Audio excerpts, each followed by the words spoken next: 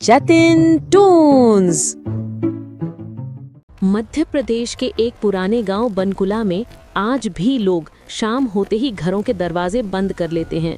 कहते हैं गांव के पास के पीपल के पेड़ से एक औरत की हंसी सुनाई देती है, कभी लोती कभी खिलखिलाती।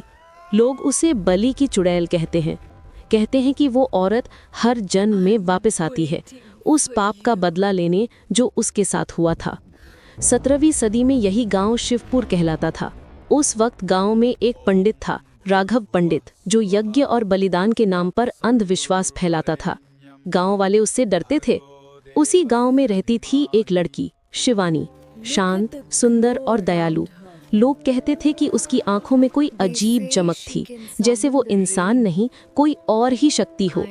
एक दिन गांव में सूखा पड़ा। राघव पंडित ने कहा कि देवी को खुश करने के लिए मानव बलि जरूरी है, और किसी कारणवश उसकी नज़र शिवानी पर पड़ी। गांव वाले डर के मारे चुप रहे। अमावस्या की रात नदी किनारे यज्ञ हुआ।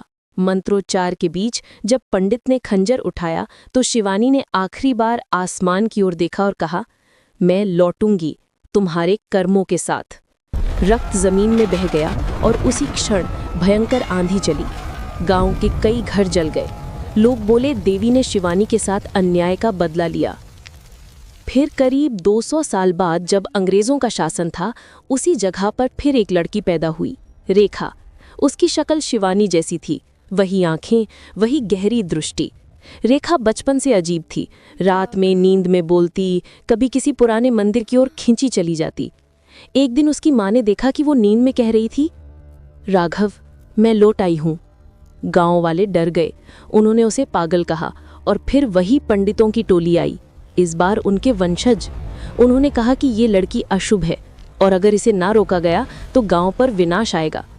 फिर से अमावस्या की रात आई, फिर वही जगह, वही मंत्र। पर इस बार जब बलि देने लगे, बिजली कड़की और पूरे मंदिर की छत गिर गई। सिर्फ एक आवाज सुनाई दी, अब हर जन्म तुम्हारे कुल पर मैं लौटूंगी। रेखा की देह वहीं समाप्त हो गई, लेकिन उसकी आंखें खुली रह गईं, जैसे वो अभी भी देख रही हो। साल 2023, शहर से एक पत्रकार आयुष मिश्रा गांव में डॉक्यूमेंट्री बनाने आया था। वो स्थानीय किंवदंतियों पर काम कर रहा था। किसी ने उसे बताया, यहाँ एक पीपल का पेड़ है जहाँ रात में एक औरत दिखती है। आयुष को ये सब अंधविश्वास लगा। उसने कैमरा सेट किया, रात में रिकॉर्डिंग शुरू की। घड़ी ने 12 बजाए, हवा ठंडी हो गई। तभी कैमरे में एक परछाई आई, सफ़ेद कपड़ों में एक औरत जिसके बाल जमीन तक लटक रहे थे। वो धीरे धीरे पास आई और बोली, तुम्हें याद नहीं आया राघव? आयुष बोला, तुम कौन हो? वो मुस्कुराई, हर जन्म में मैं वही हूं और तुम भी। आयुष पीछे हटने लगा, पर उस औरत की आंखों में कुछ जाना पहचाना था, जैसे वो कहीं देख चुका हो।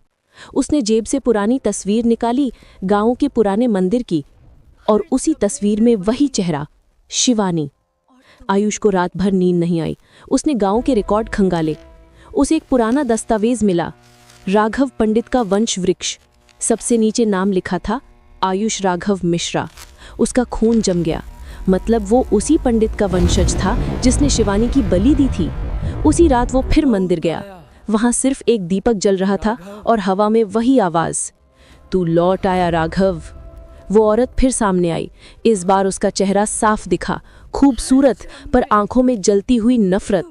वो बोली, हर जन्म में तुम मुझे मारते हो और हर जन्म में मैं लौटती हूँ, आज अंत होगा। आयुष चिल्लाया, मैं राघव नहीं हूँ, मैं उसका वंशज हूँ, मैं निर्दोष हूँ।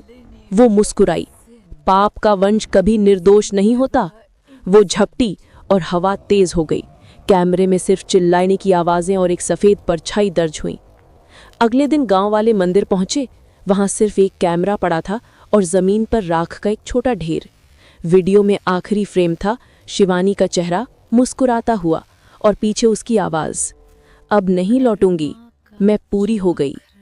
गांव में उस दिन के बाद कभी वो हंसी नहीं गूंजी, लेकिन हर अमावस्या को उसी पीपल के पेड़ पर एक लाल साड़ी फहराती है, बिना हवा के भी।